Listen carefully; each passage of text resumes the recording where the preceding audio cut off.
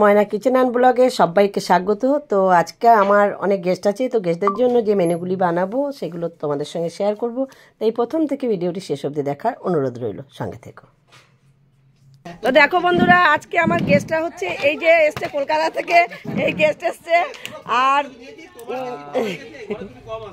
আর এই দেখো, এটা আমার লোকালেরই গেস্ট, সবাই চেনো হয়তো।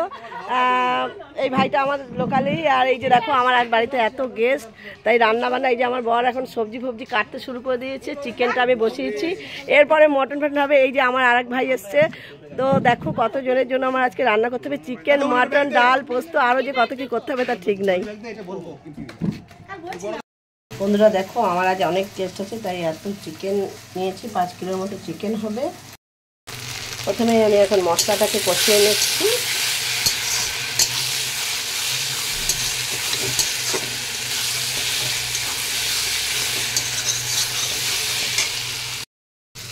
আর এখানে ডাল সেদ্ধ দিতে দিয়ে দিয়েছি, আর এখানে ভাত বসিয়ে দিয়েছি। দেখো বন্ধুরা, চিকেনটাকে দিয়ে দিয়েছি, এখন চিকেনটা কষা বানাবো, একদমই কষা হবে। এই মশলার সঙ্গে খুব ভালো করে মিশিয়ে নিলাম।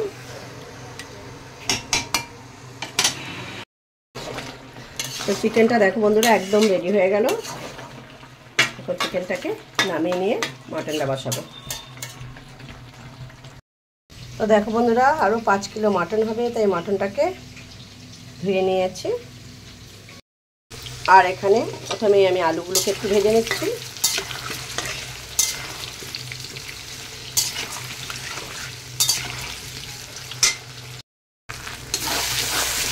তো মশলাটাকে ভালো করে মাটন কষানোর জন্য ভালো করে মশলাকে কষিয়ে নেব।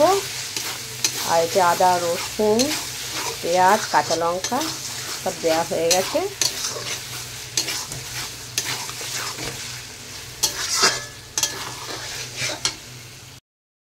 তো দেখো বন্ধুরা, মশলাটা খুব ভালো করে কষিয়ে নিয়েছি, এরপরে মাটনটা দিয়ে দেবো।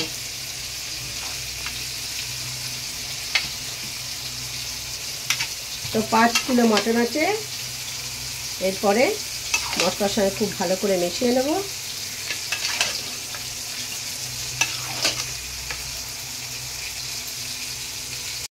তো দেখো বন্ধুরা, এখানে আবার পনির পকোড়াও বানিয়ে নিচ্ছি।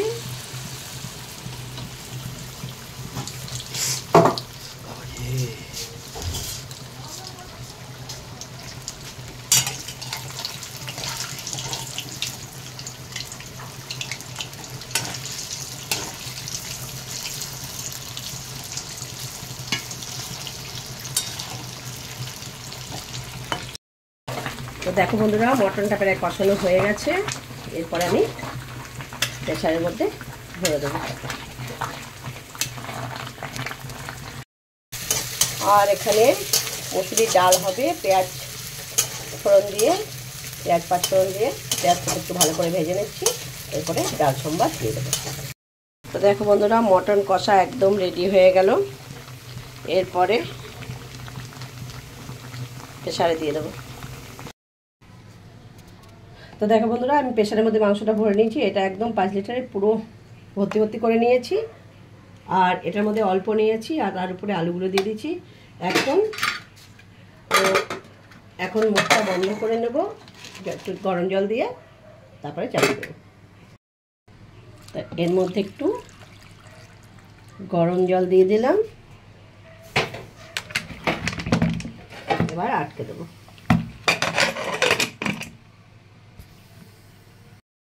তো দেখো বন্ধুরা, আমার এখানে 1 কড়াই ডাল হয়ে গেছে।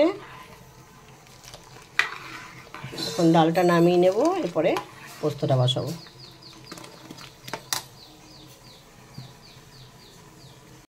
প্রেসারেই বসিয়ে দিয়েছি, আর এখন 2টো করে সিটি দিয়ে তারপরে গ্যাসটা অফ করে দিয়ে রেস্টে রেখে দেবো। সিটিটা নামিয়ে গ্যাসটা অফ করে দেবো।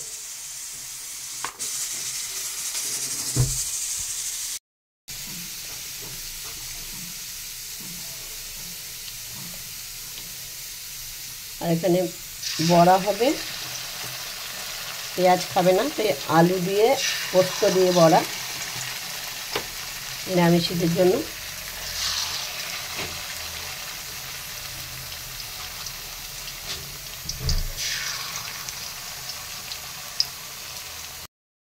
তো দেখো বন্ধুরা, এখানে পোস্ত চাপিয়ে দিচ্ছি, তো পোস্তর আলুটা অনেকটাই ভাজা ভাজা হয়ে এসছে।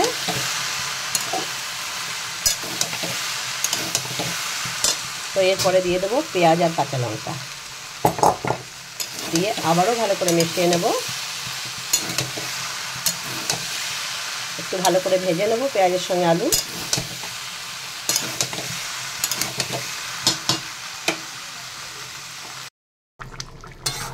তো দেখো বন্ধুরা, এখানে চাটনিটাও হয়ে গেছে, কাজু কিশমিশ দিয়ে টমেটোর চাটনি।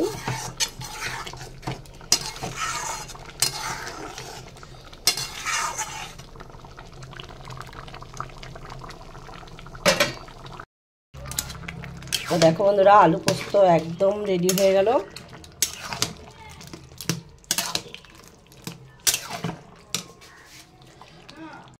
তো দেখো বন্ধুরা, মটন কষা একদম রেডি হয়ে গেল।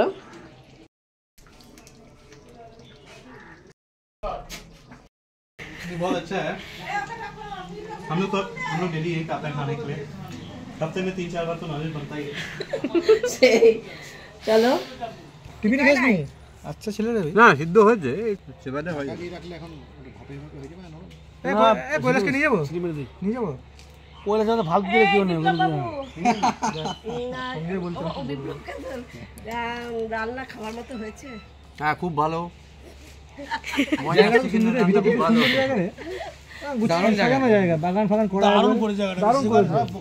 তো বন্ধুরা, বাকি গেস্টরা আমার এখনও এরপরে খাবে। তো ভিডিওটি এখানে শেষ করছি। ভিডিওটি দেখার জন্য ধন্যবাদ।